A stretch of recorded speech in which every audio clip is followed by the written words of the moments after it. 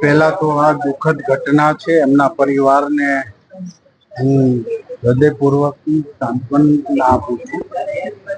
પરંતુ ઘણા સમયથી આપણે જોતા આવ્યા છીએ કે આ એક સામાજિક ચિંતન અને મનન કરવાનો સૌનો વિષય છે.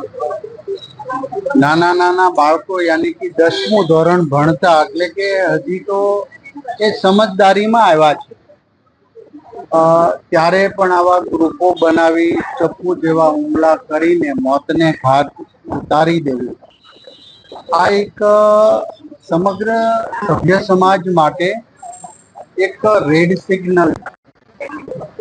અને તમામ શાળાઓ, કોલેજો વગેરેમાં શાળાના આચાર્ય અને શિક્ષકોની આવા વિકૃતિ માનસિક ધરાવતા અને સોશિયલ મીડિયા સાથે સંકળાઈને પોતે હીરોગીરી કરવાનો શોખ થયો હોય એની ઉપર બાજ નજર રાખવી જોઈએ.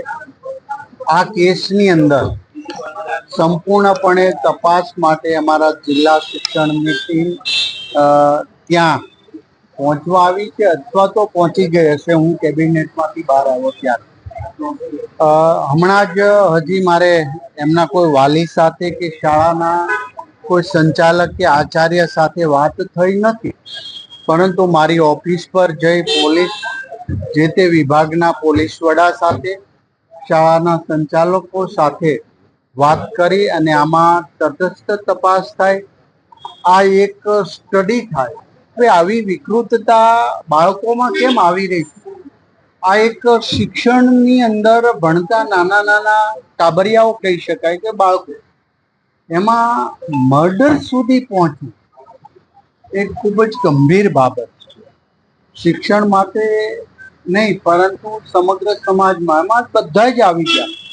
આ કોઈના ઉપર, શાળા ઉપર ઢોળી દે કે વાલીઓ ઉપર ઢોળી દઈને તૂટી જવાની વાત નથી, પરંતુ હવે પછી આવા બનાવો ન થાય એ માટે સમગ્ર શિક્ષણ વિભાગની અંદર પણ અમે રાય લેશું અને એનું મનન ને ચિંતન થાય. અને આવી માનસિકતા ધરાવતા ગ્રુપ ધરાવતા, એમાં પણ ગ્રુપ હોય છે કોલેજોમાં કે ચૂંટણી, જીએસની ચૂંટણી થતી હોય ને રાગદ્વેષ રાખે.